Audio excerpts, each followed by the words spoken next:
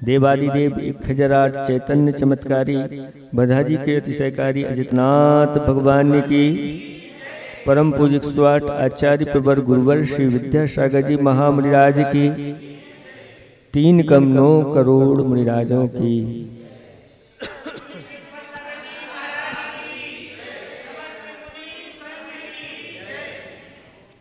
धर्म स्नेही भव्यात्माओं, आचार्य भगवंत ने एक दोहा लिखा है, जीवन समझो मोल है, ना समझो तो खेल। जीवन समझो मोल है, ना समझो तो खेल। खेल खेल में युग गया, वही खिलाड़ी खेल, वही खिलौना खेल। जिसने इस मनुष्य जीवन का मूल्य समझ लिया, वही अपने आप को मूल्यवान बना सकता है।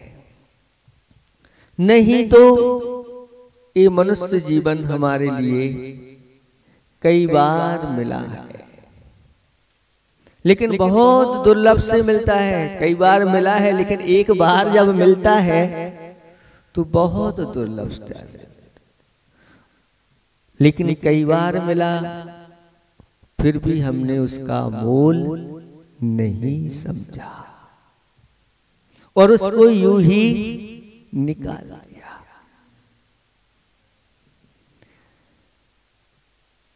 एक राजा अपने मंत्री के साथ वन भ्रमण के लिए निकला और भ्रमण करते करते राजा को प्यास लगाई। राजा कहता है, मंत्री खोजो, कहीं पानी हो तो प्यास बुझा ले। लेकिन पानी कहीं मिला नहीं। लेकिन एक व्यक्ति मिल गया जो लकड़हारा था।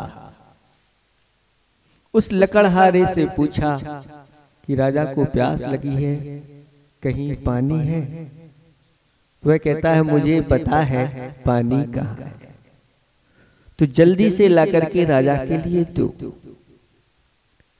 लकड़ियां वहीं रख करके वह जल ले आया और राजा की प्यास बुझ गई और राजा प्रसन्न हो गया। बनिया प्रसन्नम कोणी छदानम, और राजा प्रसन्नम गज भूमि दादा, और गुरु प्रसन्नम तो चौमासा प्रदानम। गुरु अगर प्रसन्न हो जाए तो उनको चौमासा मिल जाता है। ऐसा पढ़ते थे जब, तो एक ऐसे नीति श्लोक आते थे, शैले शैले ना माणिक्यम मोकितम ना गजे गजे, ना ही साधवो सर्वत्र चंदनम ना बने बने। प्रत्येक पर्वत पर जैसे माणिक्य नहीं पाए जाते, प्रत्येक गज में मुक्ता नहीं पाए जाते, प्रत्येक वन में चंदन नहीं पाए जाते, उसी प्रकार सभी जगह साधु नहीं पाए जाते। विशेष ही स्थान होते हैं जहां गुरुओं की कृपा बरसती। राजा भी प्रसन्न हो गया और प्रसन्न होकर के उस लकड़हारे से कहा, अब तुम्हारे लिए हम ये चंदन का वन देते हैं। क्या? चंदन का वन। और चंदन का वन कहां पर है बता दिया, ये तुम्हारा है। अब लकड़हारे से कह दिया। लकड़हारा चंदन का वन पाकर के खुश हो गया। अब अच्छी तरह से ये हमारा अधिकार इस पर हो गया। लेकिन वह चंदन की कीमत नहीं समझता और उसने वही किया कि लकड़ी का कोयला बनाया और कोयला बना बना करके बहुत दिनों बाद राजा को उसकी याद आई और कहा कि जाकर के देखो तो बहुत बड़ा धनाढ़ आदमी हो गया होगा। और जाकर के देखा तो वही कुटिया, उसी कुटिया में रह रहा है। पूछा कि तुम्हारे लिए ये दिया गया सब कुछ तुमने क्या किया? वो कहता है जैसा पहले करते थे, लकड़ी लाते थे, कोयला बनाते थे, वैसे ही मैंने किया। मंत्री कहता है कि तुम्हें इसकी कीमत पता नहीं। यह जो है एक छोटी सी लकड़ी ले जाओ और पंसारी की दुकान पे चले जाओ, फिर पता चलेगा इसकी कीमत क्या है। और पंसारी की दुकान पर वह पहुंचता है और जब चंदन की लकड़ी इसको देते हैं तो अभी जितना बहुत सारा क्यूला का भी दाम नहीं आता था, एक छोटी सी लकड़ी का दाम उसको मिल गया। और जैसे ही इतना दाम मिला तो खुश नहीं हुआ, वो खुश नहीं हुआ, क्या हो गया? दुखी हो गया। ओहो, इस लकड़ी की इतनी कीमत और मैंने ऐसे ही क्यूला बना करके बहुत बड़ी गलती मेरे जीवन में हो गई। और आकर के मंत्री से कहने लगा ये मुझसे। मंत्री कहता है चिंता नहीं करो, अभी तुम्हारे पास बहुत सारे वृक्ष बाकी हैं। इतना जल गया कोई बात नहीं, अभी तो है, उतने में भी तुम अपना पूरा जीवन आराम से निकाल सकते हो। क्योंकि चंदन जो होता है वह लकड़ियों में श्रेष्ठ माना जाता, और गौसीर चंदन हो तो उसकी कीमत तो ऐसे ही हमारे लिए ये मनुष्य जीवन मिला है। और हम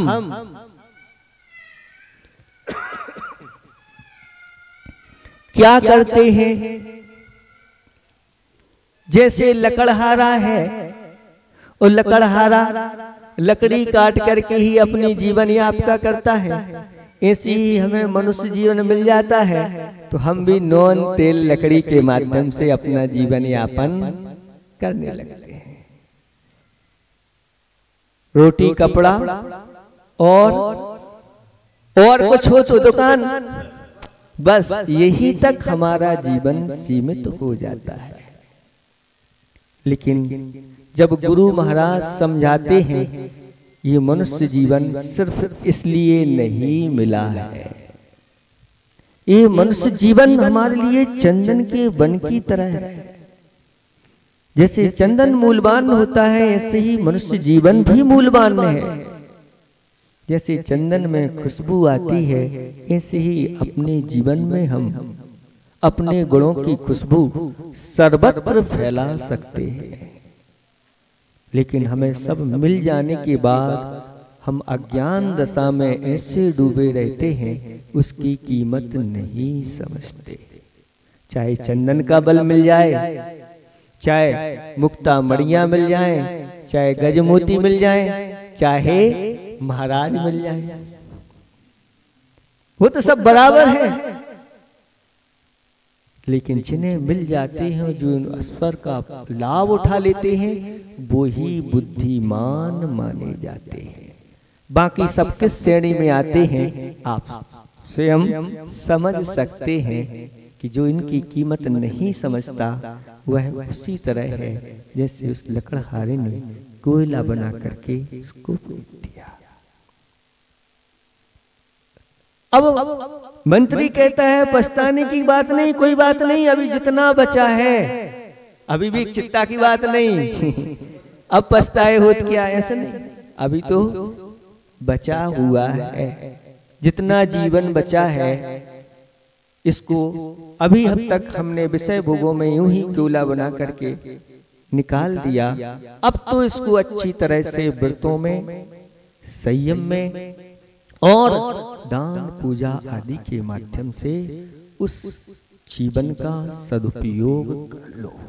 इतना भी अगर कर लिया, एक घड़ी आधी घड़ी आदि की भी याद, अगर आदि की भी याद हो गई और अगर हमने उसको अपने जीवन में उतार लिया तो भी हमारे गुरुओं को पाकर के हम अपने करोड़ों अपराध नष्ट कर सकते हैं।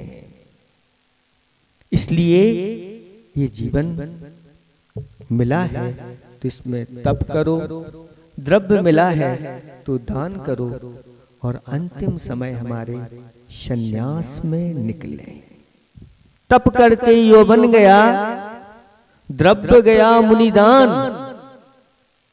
और प्राण गए संन्यास में, तीनों गए न जान। अगर तप करते हुए अपना ये जीवन निकल गया और द्रव्य ऐसे सप्त क्षेत्रों में दान के रूप में निकल गया और अंत समय में संन्यास धारण करके समाधि मरण हो गया, जीवन मूल्यवान हो गया, बार बार फिर जन्म और मरण हमें नहीं करना पड़ेंगे। इसलिए अब गई सो गई, अब जो बची है उसी को अच्छा आप सब बनाएं और अपने जीवन को इस धन्य तेरस के अवसर पर अपने जीवन को धन्य बनाएं। जैसे भगवान समो शरण छोड़ करके उन्होंने योग निरोध किया, किसके लिए? अपने यथार्थ सिद्ध स्वरूप पाने के लिए सब कुछ छोड़ दिया। समो शरण जैसा वैभव किसी का नहीं होता, सारा श्रेष्ठ वैभव भगवान के चरणों में उसको भी छोड़ करके उपदेश देना भी बंद कर दिया और भगवान योग निरोध करके अपने आत्म तत्व में लीन हो गए। ऐसे ही हमने जो कुछ अभी तक किया आप सब छोड़ करके हमें भी अपने आप को कल्याण मार्ग में लगाना है। इन्हीं भावना के साथ अहिंसा परमो धर्म की